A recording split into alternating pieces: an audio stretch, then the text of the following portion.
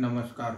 कालच्या घसरणीनंतर आज सकाळी शेअर मार्केट सुरू झाल्यावर तेजी होती आणि जसे जसे कामकाज पुढे गेले तसे तेजी वाढतच होती.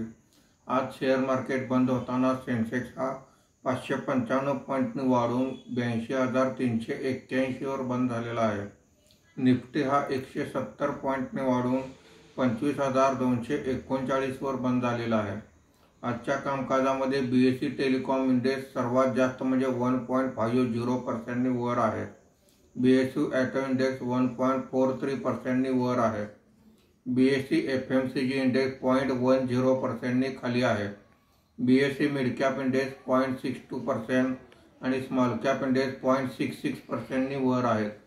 आजच्या कामकाजामध्ये निफ्टीमध्ये वाढलेले मुख्य शेअर्स पुढील प्रमाणे: Kotak Mahindra bank 2.58%, Larsen and Toubro 2.28%, Mahindra and Mahindra 2.20%, Maruti Suzuki 2.02% अशी वाढ आहे. आज निफ्टीमध्ये घसरलेले मुख्य शेअर्स पुढील प्रमाणे: Shriram finance 1.07%, Asian paints 0.87%, Nestle 0.70%, Bajaj finance 0.69% असे घसरण आहे. आज FIIने 308 कोटी रुपयांची खरेदी केलेली आहे.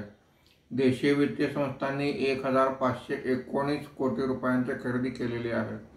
रुपयाच्या दरात 16 पैशाची मजबूती आली असून मार्केट बंद होताना रुपयाचा दर हा 88 रुपये 05 पैसे प्रति डॉलर असा होता. धन्यवाद.